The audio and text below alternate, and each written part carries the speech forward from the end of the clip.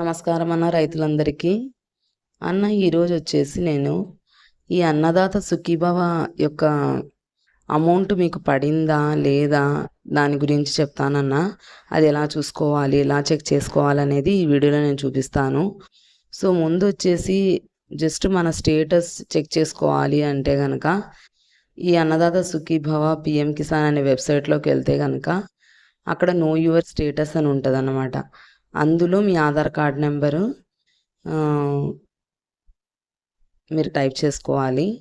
తరువాత కింద క్యాప్చా ఉంటుంది, క్యాప్చాని కూడా టైప్ చేయాలి. వీడియోలో చూపిస్తున్న విధంగా ఆధార్ కార్డు మరియు క్యాప్చా రెండు చూసుకొని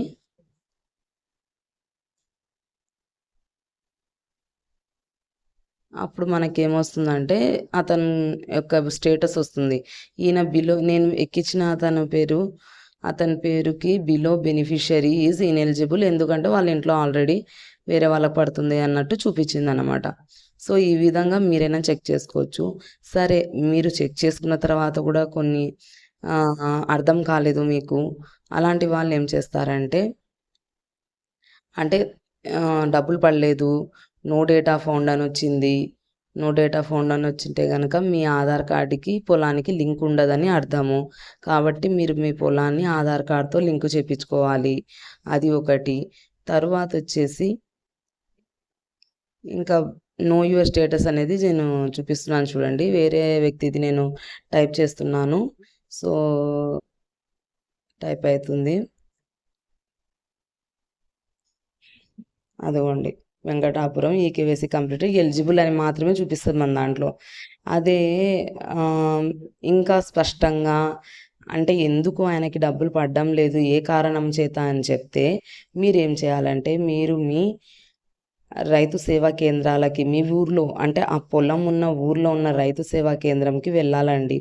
వెళ్ళిన తర్వాత వాళ్ళు అక్కడ ఉన్న సార్ ఆర్ మేడంకి మీ యొక్క ఆధార్ కార్డు ఇస్తే గనక వారి యొక్క లాగిన్స్లో చెక్ చేస్తారన్నమాట. సో ఇప్పుడు వచ్చేసి నేను మీకు నా ఫోన్లో ఎలా లాగిన్ అయ్యాను అంటే ఇది మీకు అవసరం లేదండి. అంటే మీరు జస్ట్ మా రైతు సేవా కేంద్రం సిబ్బంది దగ్గరికి వెళ్తే వాళ్ళే చేస్తారు. ఇదంతా ఒక ఐడియా ఉంటుందని జస్ట్ చెప్తున్నాను విషయము.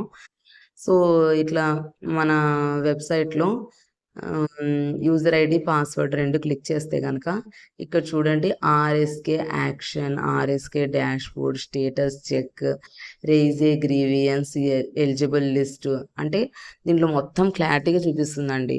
ఇప్పుడు మీకు పడలేదు అని చెప్తే స్టేటస్ చెక్లో చేసినాం అనుకోండి, మీకు ఏ కారణం చేత పడలేదు అనేది అందులో క్లియర్గా చూపిస్తుంది. అంటే మీ ఇంట్లో వాళ్ళకి ఎవరికైనా పడి మీకు పడలేదా, లేకపోతే మీది ప్రభుత్వ భూమియా, ఇలాంటివన్నీ తెలుస్తుంది అన్నమాట. తరువాత వచ్చేసి ఎలిజిబుల్ లిస్ట్ అంటే ఎవరైతే అర్హులు ఉన్నారో వాళ్ళ లిస్టు డౌన్లోడ్ చేసుకోవచ్చండి. ఆల్రెడీ డౌన్లోడ్ చేసి అతికిచ్చింటారు అందరూ రైతు సేవా కేంద్రాల్లో. ఎన్పిసిఐ పెండింగ్ లిస్ట్ అంటే ఎన్పిసిఐ ఎవరికైతే పెండింగ్ ఉంటుందో వాళ్ళ లిస్ట్ అండి. వాళ్ళకి ఏం చెప్తామంటే మేము పోస్ట్ ఆఫీస్లో ఒక అకౌంట్ ఓపెన్ చేసుకోవాలి, ఇట్లా ఎన్పిసిఐ లింక్ కాని వాళ్ళని మేము చెప్తామండి. అట్లా లింక్ చేసుకుంటే కనుక వాళ్ళు తమ్ వేయించుకుంటారు మీతో. దాని ద్వారా మీకు మీ యొక్క ఏమంటారు నెక్స్ట్ టైం అమౌంట్ పడుతున్నప్పుడు డైరెక్ట్గా మీకు ఆ అకౌంట్లో పడిపోతాయి, పోస్ట్ ఆఫీస్ అకౌంట్లో.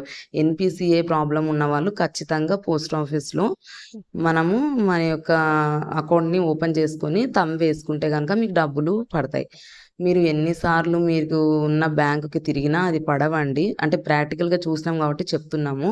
మీరు వచ్చేసి అదే నేను చెప్పినట్టు ఎన్పిసిఐ ప్రాబ్లం ఉంది అంటే కనుక ఈ వీడియో చూస్తున్న ఎవరైనా సరే పోస్ట్ ఆఫీస్లో వెళ్ళి అకౌంట్ ఓపెన్ చేసుకోండి.